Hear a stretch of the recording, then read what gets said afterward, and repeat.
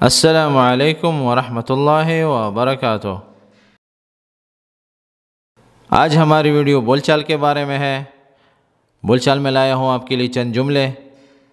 چلتے ہیں اسکرین کی طرف اور دیکھتے ہیں کہ اسکرین پر آج ہمارے پاس کیا ہے۔ یہ ہے اسکرین پر سب سے پہلے کیا چیز ہے کہ یہ ایک بھائی نے کامنٹ شیئر کیا ہے، انہوں نے شکریہ ادا کیا ہے۔ بھائی آپ کا بھی شکریہ اور آپ کو welcome and it's our pleasure. وہ کہہ رہے ہیں کہ regularly watch and learn I beg from you I appreciate. تو وہ کہہ رہے ہیں کہ ریکویسٹ جو ان کی ہے وہ یہ ہے کہ شارٹ ویڈیوز بنائیں جس میں یو اے کے بارے میں باتیں ہوں کہ میں یو اے میں رہ رہا ہوں، مثال کے طور پر مجھے 20 سال ہو گئے ہیں اور یو اے میں رہنا جو ہے نا، اس سے متعلق جتنی بھی چیزیں ہوتی ہیں میں سمجھ گیا آپ کی بات۔ تو مزے کی بات یہ ہے کہ انشاءاللہ آئندہ نیکسٹ ویڈیو جو ہوگی انشاءاللہ آپ کی فرمائش بھی ہوگی اور نیکسٹ ویڈیو میں یہ ساری باتیں ہو جائیں گی انشاءاللہ، آپ کے ساتھ ہم شیئر کریں گے۔ اور یہ ویڈیو بنے گی یو اے کے بارے میں، مثال کے طور پر کوئی بھی ملک ہو جس ملک میں آپ رہ رہے ہیں، سارے جتنے بھی لوگ ہیں تو یو اے کی جگہ اس ملک کا نام آپ لے سکتے ہیں۔ تو جس ملک میں آپ رہ رہے ہوں اسی ملک کے مطابق آپ بتا سکتے ہیں کہ میں اس ملک میں رہ رہا ہوں یہ وغیرہ۔ تو آئندہ جو ویڈیو ہوگی انشاءاللہ اسی بارے میں ہوگی اور آپ کے ساتھ شیئر کی جائے گی۔ اب چلتے ہیں اپنی اسکرین کی طرف جہاں پہ ہم روزمرہ کی زندگی سے متعلق الفاظ استعمال ہوتے ہیں اور جملے آتے ہیں۔ سب سے پہلا ہیڈنگ کے بعد پہلا جملہ جو ہے، یہ ایک بھائی نے پوچھا تھا کہ ہم کیسے کہیں گے کہ میں کوشش کرتا ہوں یا کوشش کرتی ہوں یا کوشش کروں گا یا کوشش کروں گی، اور باقی اللہ کی مرضی، ٹھیک ہے، باقی اللہ کی مرضی۔ اس جملے میں کیونکہ ہم عربی سیکھ رہے ہیں اور بول چال کے ساتھ ساتھ ہم فصحیٰ پر دھیان اس لیے دے رہے ہیں کیونکہ بول چال بھی فصحیٰ سے ہی لیا گیا ہوتا ہے، کیونکہ فصحیٰ سے ہی تمام بول چال کی زبانیں جو ہوتی ہیں وہ فصحیٰ سے ہی آتی ہیں، کیونکہ جو بھی بات کسی زبان میں کسی لہجے میں آ جاتی ہے تو اس کا کوئی نہ کوئی معنی ہوتا ہے، اس کی بیہائنڈ میں کوئی سٹوری ہوتی ہے، کوئی قصہ ہوتا ہے، کہ کوئی ریزن ہوتا ہے۔ تو اب یہاں پہ اس جملے میں جو ہم نے سبز رنگ سے لکھا ہے کہ انا حاولت، انا احاول، انا بحاول وغیرہ، کہ میں کوشش کرتا ہوں، اب میں کوشش کرتی ہوں بھی یہی ہوگا کہ انا حاولت، میں نے کوشش کی، مذکر ہو یا مؤنث دونوں کے لیے سیم جملہ استعمال ہوگا کہ میں نے کوشش کی۔ اب اردو میں بھی یہی بولتے ہیں نا، اگر عورت ہے مؤنث ہے وہ بھی یہی کہتی ہے کہ انا حاولت، میں نے کوشش کی، انا احاول، میں کوشش کرتا ہوں یا کروں گا۔ اب عورت بھی یہی بولے گی انا احاول کہ میں کوشش کرتی ہوں یا کروں گی۔ تو اردو میں تو چینج ہو گیا لیکن عربی میں سیم ہی رہے گا انا حاول۔ انا بحاول میں بھی سیم ہی ہوگا کہ میں کوشش کروں گا یا کروں گی۔ انا احاول میں ابھی کرتا ہوں کوشش یا ابھی کرتی ہوں، اور بحاول میں کوشش کروں گا یا کروں گی فیوچر میں۔ تو انا حاولت میں نے کوشش کی، انا بحاول، انا احاول میں کوشش کروں گا، کروں گی وغیرہ کے لیے استعمال ہوگا دونوں کے لیے، لیکن عربی کا جملہ سیم ہی ہوگا۔ اور جو میں نے لکھا ہے کہ والباقی علی اللہ، یہ لال کلر سے لکھا ہوا ہے، لال رنگ سے لکھا ہے، اس کا مطلب یہ ہے کہ اس میں کوئی خاص بات ہے۔ علماء لغہ جو ہوتے ہیں، جو علماء لغہ ہیں، وہ عربی کی زبان کے جو علماء ہوتے ہیں، جو زبان میں زبر زیر اور حروف پر اور الفاظ پر نظر رکھتے ہیں کہ کہیں جو ہے نا بولنے والا غلطی نہ کرے، کوئی ایسی بات نہ کرے جس سے جو ہے نا اس کی پکڑ ہو۔ آپ کو پتہ ہے کہ جب بھی آپ قیامت کے دن بھی پکڑ ہوتی ہے الفاظوں سے، ٹھیک ہے، الفاظوں سے انسان پکڑا جائے گا۔ یہ اس پہ جو ہے نا نحو میں بات کریں گے اور جو قرآن کے تفسیر وغیرہ ہوتے ہیں اس میں آپ کو پتہ چلے گا کہ کیسے ہوتا ہے۔ تو الفاظ ہوتے ہیں، اسی طرح اگر آپ کسی کیس میں پکڑے جاتے ہیں، کورٹ میں جاتے ہیں، تو کورٹ میں بھی الفاظوں سے ہی بات ہوتی ہے، ٹھیک ہے۔ تو کورٹ وغیرہ میں آپ کے الفاظ گنے نہیں جاتے، تولے جاتے ہیں کہ آپ نے الفاظ بولا کون سا تھا، کہ آپ نے کس طرح سے جملہ ادا کیا تھا۔ اسی لیے اس سے پہلے جو ہے نا جب آپ کچھ لکھ رہے ہوتے ہیں، کوئی جملہ لکھ رہے ہوتے ہیں، تو اس وقت کیا ہوتا ہے کہ وہ آپ کا جملہ درست کرتے ہیں، آپ کو کہتے ہیں کہ یہ جملہ ایسا نہیں ہونا چاہیے، ایسے ہونا چاہیے۔ تو اس لیے اس کی درستگی ہوتی ہے، اس کی وجہ یہ ہوتی ہے کہ جب آپ جملہ صحیح لکھیں گے تو اس کا جواب بھی صحیح آئے گا۔ تو اسی لیے ہم نے یہاں بھی تھوڑا سوچنا ہے، ہم جو لکھ رہے ہیں نا والباقی علی اللہ، اس کا مطلب ہے کہ باقی اللہ کے ذمے ہیں۔ والباقی علی اللہ، ابھی علی اللہ کچھ لوگ کہتے ہیں، یہ اس لیے میں نے جملہ لکھا ہے کہ کچھ لوگ کہتے ہیں والباقی علی اللہ، جب وہ کوئی بات کرتے ہیں نا کہتے ہیں والباقی علی اللہ۔ ہم والباقی علی اللہ بھی نہیں کہیں گے، ہم نے والباقی الی اللہ کہنا ہے، اگر کہنا بھی ہے تو ہم کہیں گے والباقی الی اللہ، کہ باقی جو کام ہے اللہ کی طرف ہے، کہ ہم اللہ سے مانگیں گے، ٹھیک ہے، اللہ کی مرضی ہے، اگر یہ کام ہو یا نہ ہو تو اللہ کی مرضی، ہم نے اپنی کوشش کی۔ اردو میں تو ہم یہی کہتے ہیں نا کہ میں کوشش کر رہا ہوں، باقی اللہ کی مرضی جیسے ہوگا، جیسے اللہ چاہیں گے ویسے ہی ہوگا۔ تو اب عربی میں جو ہم نے لکھا نا کہ والباقی علی اللہ، تو علی جب لکھیں گے اس کا مطلب یہ ہوتا ہے کہ آپ اللہ کے ذمے ڈال رہے ہیں کہ آپ نے یہ کام کرنا ہے. نعوذ باللہ اللہ کو کوئی حکم نہیں دے سکتا. ٹھیک ہے, اللہ تعالیٰ کے سب محتاج ہیں, اللہ کسی کا محتاج نہیں ہوتا, کوئی اللہ کو حکم نہیں کر سکتا. اللہ سے جو ہم دعا طلب بھی کرتے ہیں اس کو دعا کہتے ہیں. عربی میں اگر آپ کچھ مانگتے ہیں نا اللہ سے, اللہ کو کچھ بھی کہتے ہیں تو اس کو دعا کہا جاتا ہے. اگر آپ نحو کے قواعد کی طرف جاتے ہیں نا, عربی جب سیکھ رہے ہوتے ہیں, جو فصحی عربی ہے آپ سیکھ رہے ہوتے ہیں نا, اس میں آپ نحو کے قواعد میں جائیں گے تو وہاں پہ جب ہم اعراب کی ترکیب کرتے ہیں نا کہ فعل ماضی, فعل امر, فعل وغیرہ وغیرہ, تو جب اللہ کی طرف کوئی بات آتی ہے نا تو قواعد تو وہی ہوتے ہیں, فارمولے تو وہی ہوتے ہیں, اس کے گرامر تو وہی ہوتی ہے عربی کی. لیکن جب ہم اللہ کا نام لیتے ہیں نا فعل امر میں, تو ہم یہ نہیں کہتے کہ اللہ تعالیٰ کے لیے ہم حکم, اللہ کے یعنی اللہ کو ہم حکم دے رہے ہیں, ایسا نہیں کہہ سکتے. ہم کہتے ہیں کہ یہ جو جملہ ہے یا یہ جو لفظ ہے یہ طلب للدعاء ہے. طلب ہوتا ہے, مانگ رہے ہوتے ہیں, لیکن ہم دعا مانگ رہے ہوتے ہیں, اللہ سے مانگ رہے ہوتے ہیں, اللہ کو ہم حکم نہیں دے سکتے. تو یہ جو علی ہے اور الہ ہے اس میں اتنا بڑا فرق ہے. تو اگر ہم الہ لکھتے ہیں والباقی الی اللہ, اس کا مطلب یہ ہے کہ باقی جو ہے ہم اللہ سے التجا کرتے ہیں, اللہ سے مانگتے ہیں کہ اللہ تعالیٰ اس کو پورا کر دے, یہ کام ہو جائے. ہمارا مقصد یہ ہوتا ہے, دلوں میں یہ بات ہوتی ہے ہماری, لیکن زبر زیر سے غلطی کی وجہ سے جملہ کہاں سے کہاں چلا جاتا ہے. تو اس کا صحیح طریقہ ایک اور ہے جس میں ہم نے جملے کے آخر میں یہ کہنا ہے کہ انا حاولت, انا بحاول, انا حاول واسأل اللہ المعونہ, یا اللہ اعیننا فی الموضوع, اللہ اعیننا فی الموضوع. تو ہم یہ کہہ سکتے ہیں کہ اللہ اعیننا, اللہ اعینک. ٹھیک ہے, انا احاول, انا بحاول, والباقی الی اللہ, والباقی الی اللہ. تو علی کی جگہ الی کو استعمال کرنا ہے, والباقی الی اللہ, وافوض امری الی اللہ, وہاں بھی الی کا استعمال ہوا ہے. تو والباقی الی اللہ, تو اس جملے میں والباقی الی اللہ ہم نے کہنا ہے, علی اللہ نہیں کہنا ہے اگر کہنا بھی ہے تو. لیکن اگر ہم اس کی جگہ یہ استعمال کریں کہ اسأل اللہ المعونہ, اللہ اعیننا فی الموضوع, یا اللہ اعیننا, انا احاول, انا بحاول, واللہ اعیننا انشاءاللہ, کہ اللہ ہماری مدد کرے گا اس میں انشاءاللہ.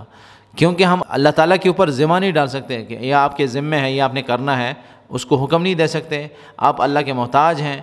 بات ایسی کرنی ہے کہ طلب ہو, اس میں طلب کا معنی سمجھ میں آتا ہو. کیونکہ بعض علماء کے نزدیک یہ کہنا بھی نہیں چاہیے کہ والباقی علی اللہ, والباقی علی اللہ. اس کا مطلب یہ ہوتا ہے کہ آپ کہتے ہیں کہ میں نے تو اپنی پوری کوشش کی اور پوری کوشش کر رہا ہوں جتنا میں کر سکتا ہوں. جب میں کوشش کرتا ہوں تو نعوذ باللہ اللہ کی ضرورت نہیں ہے, لیکن جب مجھ سے نہیں ہوگا پھر میں اللہ کے اوپر چھوڑ دوں گا. تو علماء کہتے ہیں کہ آپ نے اپنے آپ کو مقدم کیا اللہ پر, کہ اگر آپ سے ہو سکتا ہے تو یہ کام ہو جائے گا, اگر آپ سے نہیں ہو سکتا تب اللہ کے اوپر ڈالنا ہے. تو یہ چیزیں جو ہے نا, یہ چیزیں ان چیزوں سے بچنے کے لیے, یہ آپ کے دل میں نہیں ہوتا, یہ صرف الفاظوں میں ہوتا ہے. تو الفاظ کی غلطی سے اتنے معنی بگڑ جاتے ہیں. یہ بتا رہا ہوں آپ کو کہ ان الفاظ کی اتنی بڑی غلطیوں سے, ان سنگین غلطیوں سے بچنے کے لیے ہم نے صرف اتنی کوشش کرنی ہوتی ہے کہ ہم نے جملوں میں زبر زیر کو اور الفاظ کو درست ادائیگی کرنی ہوتی ہے.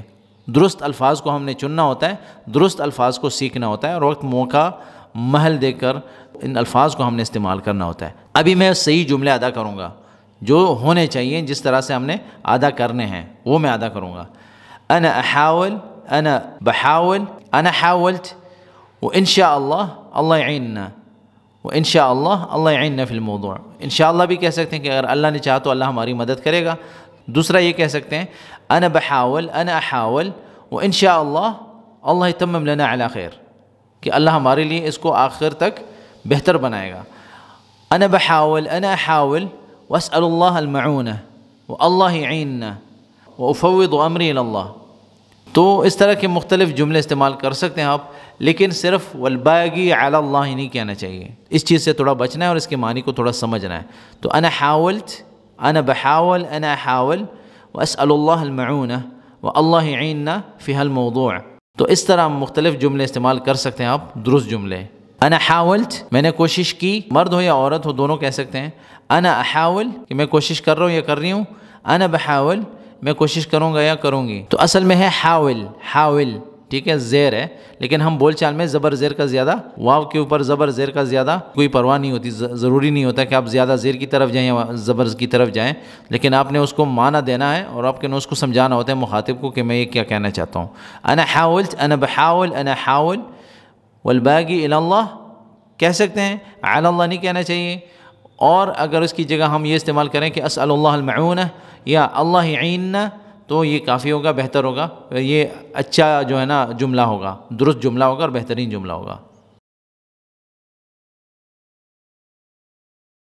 اذا سوینا ای خطأ یا اذا سوینا ای غلطہ یا فی حال اذا سوینا غلطات، اذا سوینا ای خطأ، فی حال بھی کہہ سکتے ہیں، فی حال اذا سوینا ای خطأ، اذا اخطأنا نحن غلطانین، نحن مقصرین فی شیء، تو اس کا مطلب اگر کوئی غلطی ہو گئی ہو ہم سے، ٹھیک ہے، ہم سے۔ اذا سوینا اگر ہم نے کیا ہو، اگر ہم سے ہو گیا ہو، ہم نے کیا ہو، ای خطأ کوئی غلطی، ای غلطہ کوئی غلطی، اذا سوینا ای خطأ یا ای غلطہ، ٹھیک ہے، یا اذا نحن مقصرین فی شیء یا اذا انا مقصر فی شیء، یا میں نے کوئی کمی کی ہو، مطلب خدمت میں کوئی کمی رہ گئی ہو، خدمت میں کوئی کمی آئی ہو، تو اس پر بھی آئندہ ویڈیوز میں بات کریں گے کہ مقصر، ٹھیک ہے، ما قصرت، ما بتقصر وغیرہ جملہ جو استعمال ہوتا ہے اس کے معنی کیا ہیں۔ تو اذا سوینا ای خطأ اگر ہم نے کوئی غلطی کی، فی حال اذا اخطأنا نحن، اذا اخطأنا، فی حال اذا اخطأنا کہ اگر ہم نے غلطی کی، اذا نحن سوینا ای غلطہ یا ہم نے کوئی غلطی کی، یا نحن مقصرین فی ای شیء یا ہم کسی بھی چیز میں ہم نے جو نا کوئی کسر چھوڑی ہو، مطلب پورا نہ کیا ہو، یہ جملہ ہے۔ ایک بھائی نے پوچھا تھا کہ ہم کیسے کہیں گے، اس کے ساتھ دوسرا بھی جملہ جڑا ہوا ہے، ٹھیک ہے، اس کا مطلب ہے کہ یہ جملہ ادھورا ہے، کافی نہیں ہے، پورا جملہ نہیں ہے، تو اس کا پورا جملہ آگے آ رہا ہے۔ اذا آپ کو بتایا تھا کہ اذا جو ہوتا ہے فعل ماضی پر داخل ہوتا ہے لیکن اس کو مستقبل میں چینج کر دیتا ہے، فعل ماضی یعنی گزرے ہوئے زمانے پہ داخل ہوتا ہے۔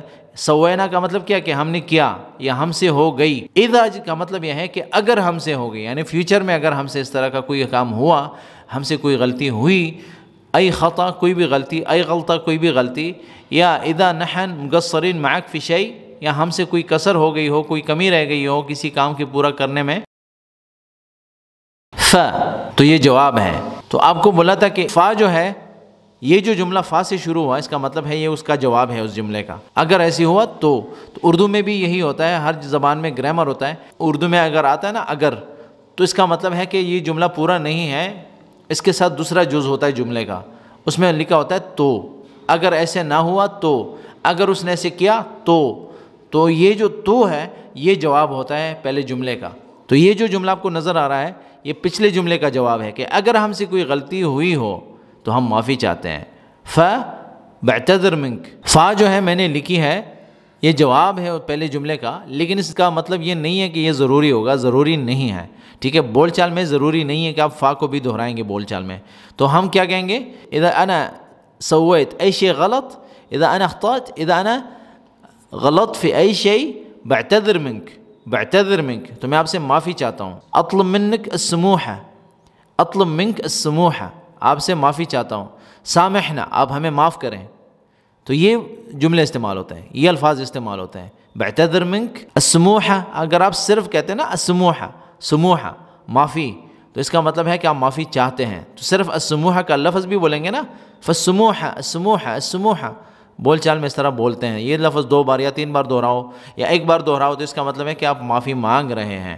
سامحنا، ہمیں معاف کر دو، سامحنا، سامحنی، مجھے معاف کر دو، سامحنا، ہمیں معاف کر دو، بعتذر منک، میں آپ سے معافی مانگتا ہوں، بعتذر منک، میں آپ سے معافی مانگتا ہوں یا مانگتی ہوں، بعتذر منک، میں آپ سے معافی مانگتا ہوں، عورت سے آپ مخاطب ہیں۔ اگر ہم کہتے ہیں بعتذر منک، بعتذر منک یا منک، اس میں فرق ہوتا ہے تھوڑا سا، بعتذر منک یا منک، لیکن آپ جس سے مخاطب ہیں وہ مذکر ہے، بعتذر منک یا منک، لیکن اگر ہم مؤنث سے مخاطب ہیں تو ہم ان سے کہتے ہیں کہ آپ ہمیں معاف کرو، تو مؤنث ہوگی وہ، اس کو ہم کہیں گے کہ بعتذر منک، بعتذر منک، میں آپ سے معافی مانگتا ہوں یا مانگتی ہوں، نعتذر منک یا نعتذر منک، نعتذر منک یا نعتذر منک، تو ہم جمع کا صیغہ ہیں، ہم معافی مانگتے ہیں، آپ مذکر سے یا مؤنث سے، تو یہ چیزیں ہم نے تھوڑی سی سیکھنی ہے۔ السموح، السموح، سامحنا، سامحنا یا سامحنی، ٹھیک ہے، سامحہم، انہیں معاف کر دو، سامح، اسے معاف کر دو ایک مذکر کو، سامحہ، سامحہ، اس ایک مؤنث کو معاف کر دو، تو بول چال میں تھوڑی سی حرکت دینے سے جو ہے نا الفاظ پورے بدل جاتے ہیں، معنی پورا بدل جاتا ہے۔ بعتذر منک، بعتذر منک، السموح، سامحنا، اطلب منک السموح، اطلب منک السموح، سامحنا یا سامحیننا، سامحین، اگر آپ مؤنث سے مخاطب اور اس سے معافی مانگ رہے ہیں، ٹھیک ہے، آپ جمع کا صیغہ استعمال کر رہے ہیں، تو ہم کہیں گے سامحین، ہم سب کو آپ ایک مؤنث معاف کر دو. سامحنا، سامحینی، آپ مؤنث مجھے ایک مذکر کو یا مؤنث کو معاف کر دو. سامحینی، سامحینا، سامحیننا، ہم سب کو معاف کر دو، آپ ایک مؤنث. انا ما اشیل ہم کلام الناس، انا ما یہمنی کلام الناس، انا ما یہمنی یا انا ما اشیل ہم کلام الناس. انا ارکز فی شغلے، انا ارکز فی شغلے. یہ بھی بول سکتے کہ انا ما ارکز فی کلام الناس، انا ما ارکز، انا ما اشیل ہم کلام الناس، انا ما اعبر کلام الناس. ٹھیک ہے، اس کا مطلب ہے کہ میں لوگوں کی باتوں پر توجہ نہیں دیتا. انا ما یہمنی، ٹھیک ہے، انا ما اعبر، انا ما اشیل ہم کلام الناس، انا ارکز فی شغلے، اللي يهمني هو شغلے. مختلف جملے استعمال کر سکتے ہیں آپ. انا مشغول فی شغلے، ٹھیک ہے، انا مشغول بھی کہہ سکتے ہیں. اگر آپ صرف یہ کہتے ہیں نا کہ انا مشغول، بس انا مشغول، انا رکز فی شغلے، تو یہ جملے استعمال ہوتے ہیں، یہ الفاظ ہیں. انا میں، ما نہیں، اشیل اٹھاتا ہوں، ہم پرواہ، میں کسی کی پرواہ نہیں کرتا، مطلب پرواہ نہیں اٹھاتا میں کسی کی، مطلب یہ ہے اس کا. پرواہ ہم جو ہوتا ہے پرواہ کو کہتے ہیں، تکلیف کو کہتے ہیں، اور ضروری جو ہوتی ہے چیزیں یا جو بھی ہوتا ہے، ہم کے معنی مختلف ہوتے ہیں. لیکن یہاں پہ ما شیل ہم کا مطلب ہے کہ میں توجہ نہیں دیتا، یا میں اگنور کرتا ہوں، یا مجھے کوئی اس کی میں کوئی اہمیت نہیں دیتا. ٹھیک ہے، اہمیت جس چیز کی ہوتی ہے، ما اشیل ہم، جس چیز کو اہمیت دی جاتی ہے اس کے بارے میں ہم کہتے ہیں کہ ہذا اہم شیء، کہ یہ بہت اہم چیز ہے.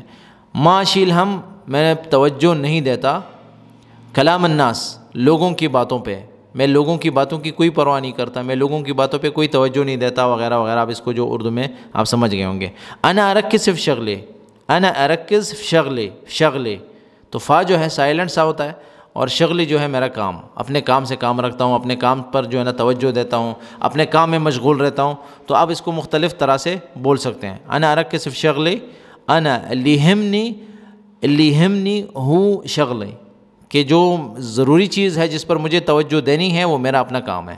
انا ارکز، میں توجہ دیتا ہوں، پرواہ کرتا ہوں، فوکس کرتا ہوں، شغلی، اپنے کام پر.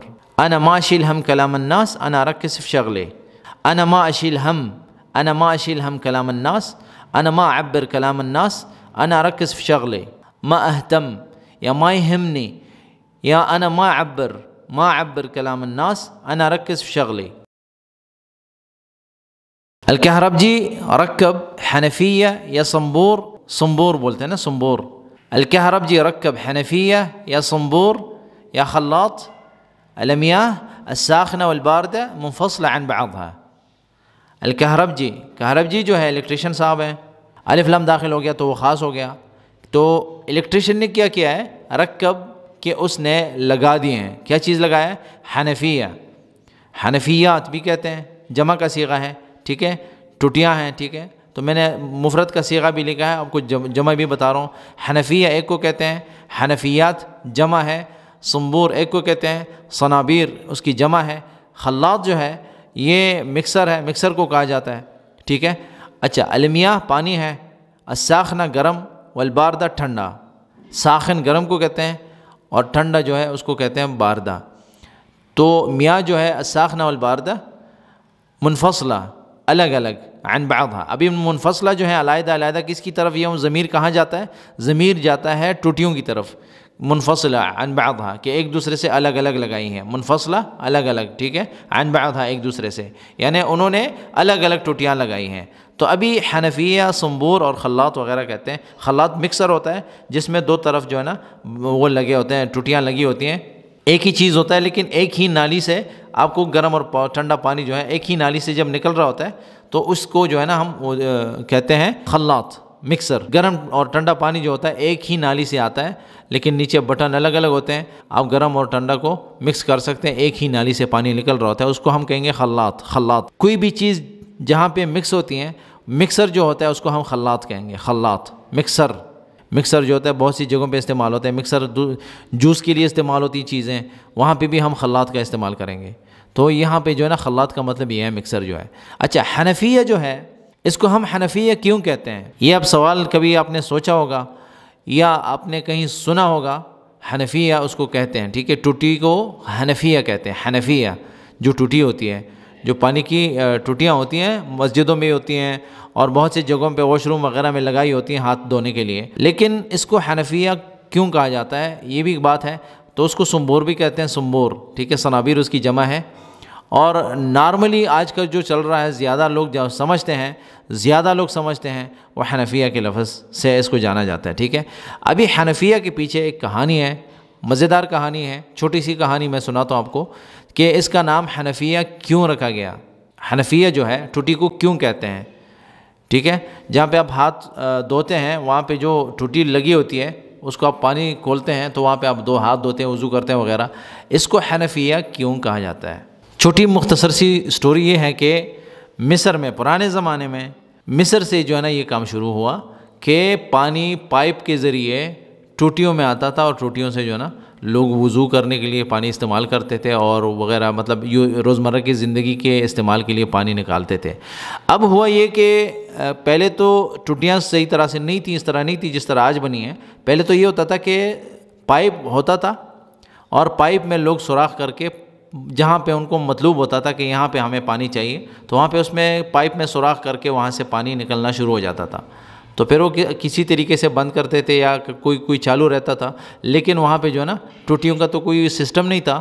پھر جو علماء تھے، ائمہ تھے، امام احمد اور امام شافعی اور امام مالک رحمہم اللہ، تین ائمہ کا جو تھا وہاں پہ تینوں ائمہ کے مذاہب چلتے تھے، تینوں ائمہ کے فالوورز بہت تھے وہاں پہ، ان سب نے فتوی دیے کہ اس سے جو ہے نا وضو جائز نہیں ہے، کیونکہ وضو پہلے برتن سے ہوا کرتا تھا، برتن میں پانی لے کے وضو کرتے تھے، تو انہوں نے فتوی یہ دیے کہ یہ جائز نہیں ہے، کیونکہ نبی صلی اللہ علیہ وسلم سے یہ ثابت نہیں ہے کہ انہوں نے اس طرح سے وضو کیا ہو کہ پائپ سے پانی آ رہا ہو اور وہاں پہ سوراخ کر کے یا وہاں سے جو ہے نا ٹوٹیوں کے ذریعے پانی استعمال کیا گیا ہو وضو کے لیے۔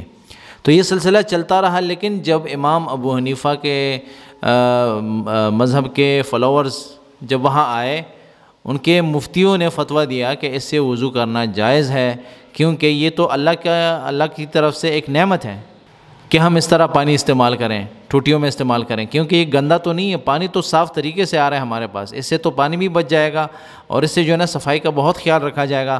تو علماء نے بیٹھ کر جو ہے نا تمام علماء جب بیٹھے تو تمام علماء نے اس پر جو ہے نا ایک فتویٰ جاری کر دیا، انہوں نے کہا کہ بالکل امام ابو حنیفہ کا جو فتویٰ ہے یا امام ابو حنیفہ کے مذہب کا جو فتویٰ ہے یہ صحیح ہے، اور اسی فتوے پر جو ہے نا عمل شروع ہو گیا۔ تو اسی ٹائم سے ان چیزوں کو جو ہے نا ان ٹوٹیوں کو جو ہے نا انہوں نے حنفیہ کے نام سے جانا، اور اب تک جو ہے نا حنفیہ کے نام سے اس کو جانا جاتا ہے اور بہت سے لوگ اس کو حنفیہ کے نام سے ہی جانتے ہیں۔ تو یہ ایک مختصر سا قصہ تھا، لیکن اس میں جو ہے نا آپ کو کم از کم بہت سے لوگوں کو اس بارے میں پتہ نہیں ہوگا کہ اس کو ہم حنفیہ کہتے کیوں ہیں۔ تو یہ اس کی سٹوری تھی، اور بھائی کا شکریہ کہ انہوں نے اتنے زبردست طریقے سے جو ہے نا مجھے جملے دیے اور ان جملوں میں یہ الفاظ ہمیں استعمال کرنے پڑے، اور اس طرح کے قصے بھی آپ کے ساتھ ہم شیئر کرتے رہیں گے انشاءاللہ مختصر۔ تو الکہربجی رکب حنفیہ یا صنبور یا خلاط المیاہ الساخنہ، المياه الساخنة والباردة منفصلة عن بعضها۔ الكهربجي ركب حنفية يا صنبور يا خلاط المياه، ٹھیک ہے، الساخنة والباردة منفصلة عن بعضها۔ تو یہ جملے کافی تھے آج کے سبق میں۔ مزید بھی اگر آپ کے پاس کچھ الفاظ ہیں، جملے ہیں، ہمارے ساتھ کومنٹس کے ذریعے شیئر کریں، ہم ان کو اپنے کانٹینٹ میں ایڈ کر کے ویڈیوز کی شکل میں آپ کے ساتھ شیئر کرتے رہیں گے انشاءاللہ۔ آئندہ جو ویڈیو ہے انشاءاللہ اسی بھائی کے کہنے پہ بنا رہا ہوں انشاءاللہ، کہ یو اے کے بارے میں ہوگا کہ میں یو اے میں رہ رہا ہوں، مجھے اتنے سال ہو گئے، مجھے یو اے میں یہ چیز اچھی لگتی ہے وغیرہ وغیرہ، تو ان باتوں پہ انشاءاللہ اگلی ویڈیو آئے گی۔ آپ سب کا شکریہ اس ویڈیو کو دیکھنے کا۔ اس ویڈیو کو لائک کریں، میرے چینل کو سبسکرائب کریں اور بیل کا بٹن ضرور دبائیں تاکہ آپ کو نئی ویڈیوز کی اپڈیٹس ٹائم سے ملتے رہیں۔ دعاؤں میں یاد رکھیں۔ والسلام علیکم ورحمۃ اللہ وبرکاتہ۔